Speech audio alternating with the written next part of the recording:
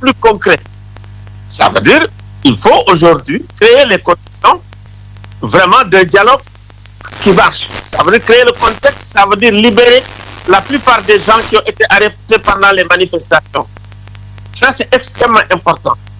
Et puis, ça crée aussi créer les conditions de sincérité. Ça veut dire qu'il faut formaliser l'appel au dialogue. Ça veut dire écrire, voir dans quelles conditions on peut asseoir le dialogue et mettre un agenda. C'est extrêmement important. Mettre un chronogramme.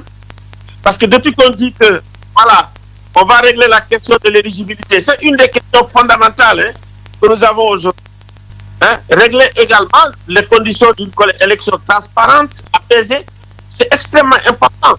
Parce que tout de même, quand même, nous avons vécu cette année, vraiment une année terrible, avec des brutalités policières et des violences politiques, vraiment qui ont fait peur à tout le monde.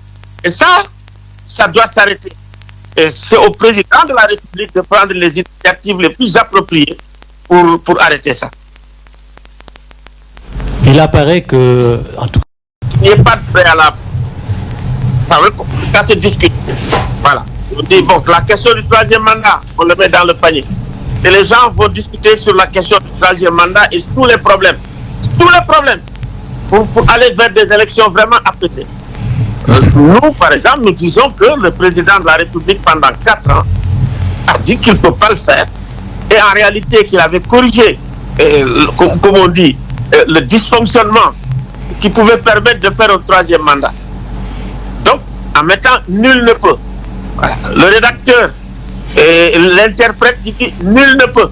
C'est un sens. Ce sens-là, tu l'as pilonné pendant 4 ans dans la tête des gens. Et du jour au lendemain, tu dis je peux.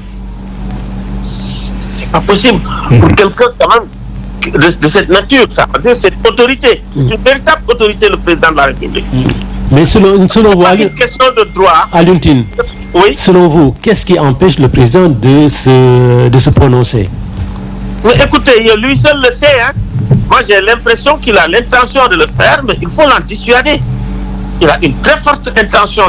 Vous savez, ce n'est pas seulement le fait de dire je suis candidat ou je ne suis pas candidat. Il est évident que si tu as toutes les actions politiques qui vont dans le sens d'une candidature, ça aussi c'est une interprétation possible. C'est pas seulement dire, mais le faire sans le dire. On est un peu dans ça. Il faut le faire sans le dire. On est encore dans ça. Et justement, tous les actes montrent qu'on est dans le faire sans le dire.